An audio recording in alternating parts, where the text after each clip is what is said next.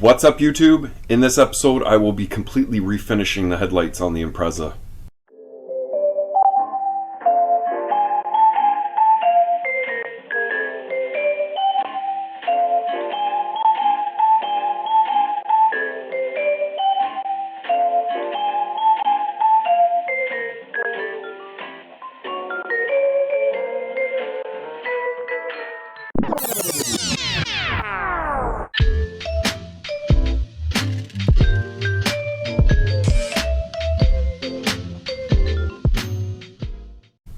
What's up, everyone? Like I said, I will be doing the headlights today.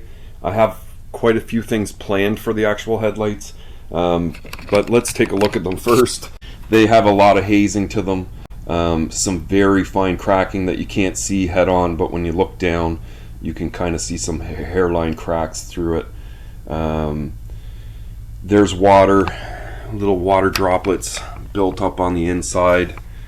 So the plan today will be to completely refinish these lights. I want to put them in the oven and break the seal around them, take the headlamps apart. I'm probably going to take out the amber lenses that are inside, and I may flash some black paint on the inside of the headlight to black it out. And then I have some custom LED lighting to put all back inside, as well as a headlamp polishing kit to try and refinish the actual lens. You know, getting the headlamps split open and doing each of them and getting them painted, of course, is going to take me a little bit of time. There is so many headlamp polishing videos on YouTube that there is really no sense of me showing you how I'm going to do it. Generally, you just buy a decent headlamp polishing kit. Something that you can put in the end of a drill that has a polishing end on it. Those are generally the ones that do the best job. So I'm just kind of going to break down the video into like a bunch of clips of doing certain things to the headlights. When we get to the bulbs, I'll show you what the bulbs are all about, and I think it's just probably best I just get started because I know it's going to probably take me a while. I'm going to start with taking the headlamps out and putting them in the oven.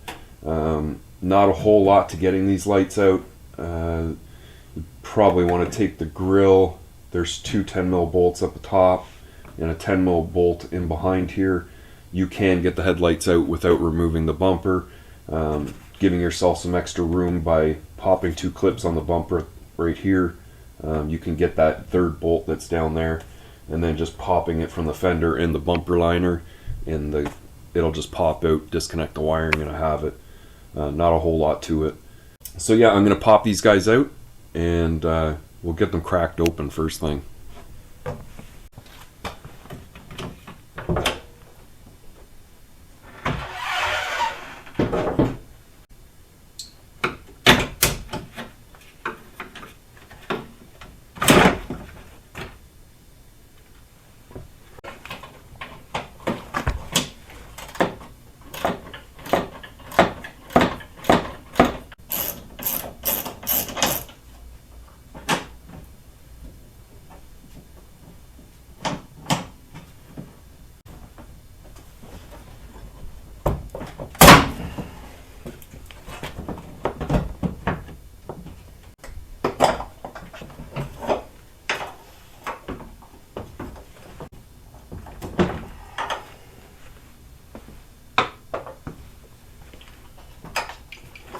There's one side. Okay, so I've had the headlamp in the oven probably about 20 minutes at 240 Fahrenheit. You can see it's still steaming a little bit because of the moisture that was inside of it. At the same time, I like to put a moist towel on the actual oven rack so that you don't get the little grill marks in the actual headlight. But it still feels quite warm to the touch, and I'm going to just start trying to see if it'll lift. At the same time, you got all these Phillips head screws that you have to take out. Make sure that you do get all of them. I can see it is moving pretty easily. So you just want to find a couple good spots to pry from.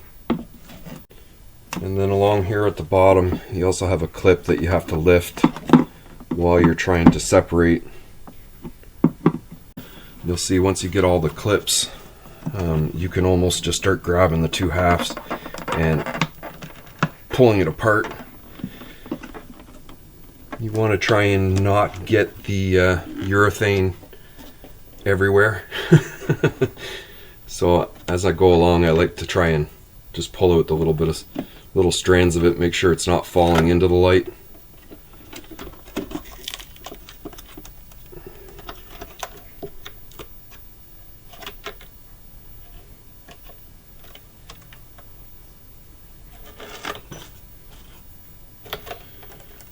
And then just slowly work it apart.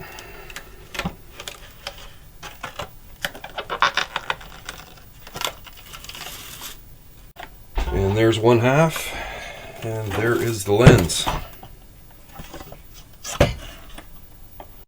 Okay, so this is the lens. Basically, it's just with this one Phillips screw, and this whole piece will kind of lift out of there. I can make the decision then on how it's going to be painted.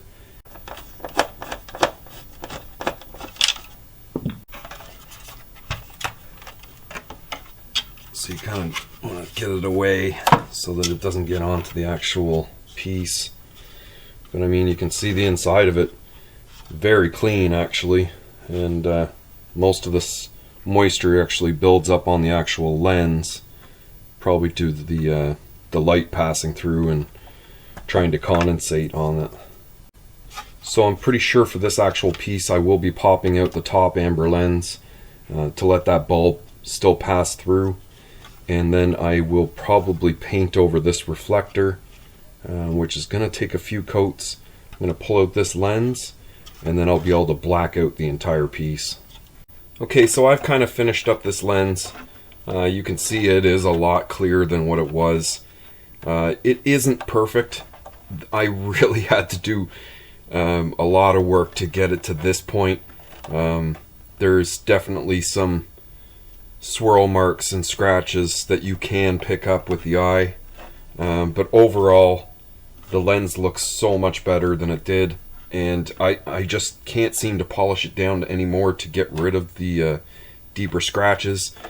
And if I really want to, I can always do these again while they're on the car. This one actually had some kind of buildup in the center area here, so I'm concerned about trying to clean out the center and then, you know, leaving marks on the inside, but I don't think there's a whole lot I can do with it.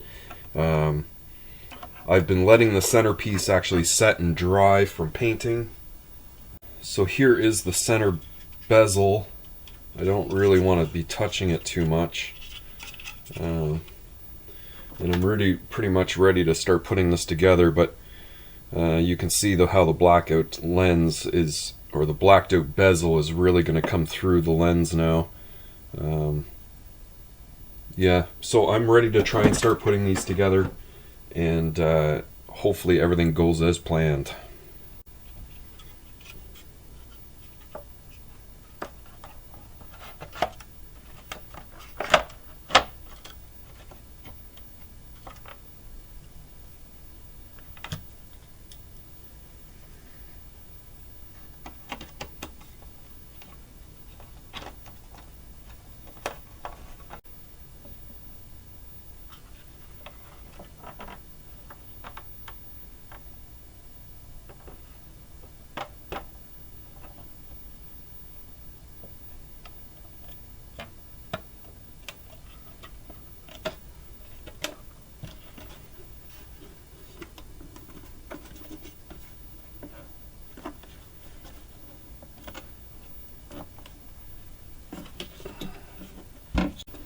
So here's the first light kind of all back together. It does need to go back into the oven to heat up the glue, and then we can kind of press fit it back together and get it completely sealed up again.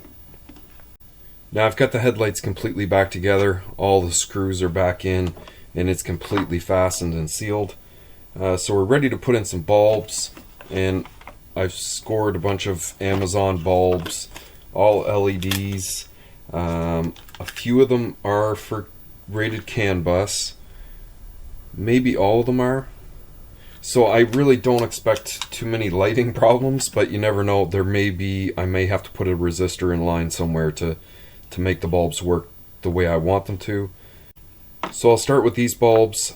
These are the park light and turn signal, replacing them with amber LEDs because we have removed the amber lenses, and legally by law you need amber colored signals. Can't have like white signals or yellowish signals. I mean, you can try and get away with blue ones if you want, but I'm not going that route. So I do have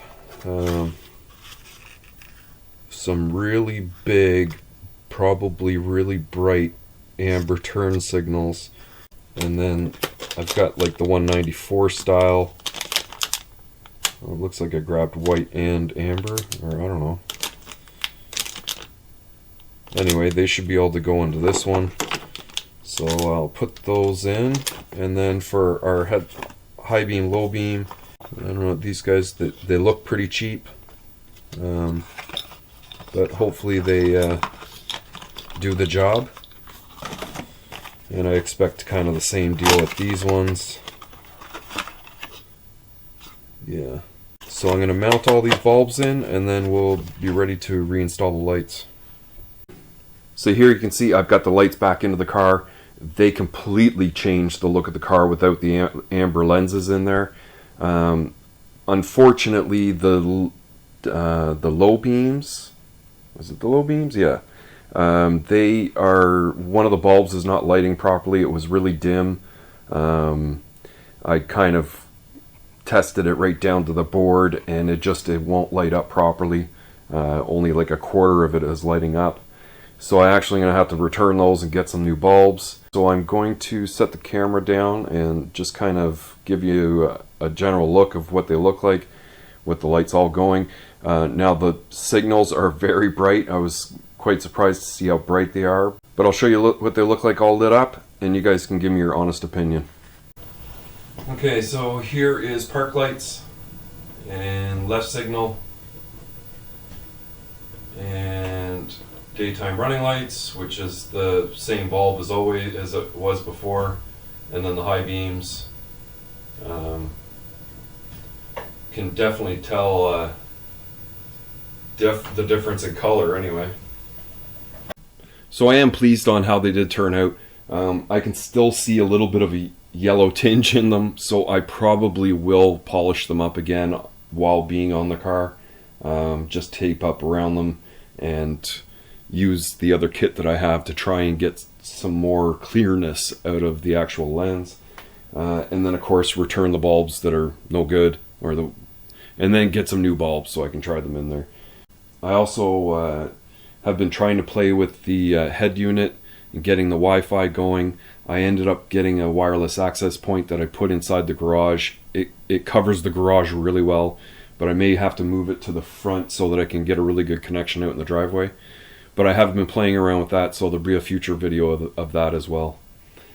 But if you like this video, definitely give it a thumbs up, and if you're new here and you haven't already, please consider hitting that subscribe button for me. Leave your questions and comments further down below, and I'll see you in the next one.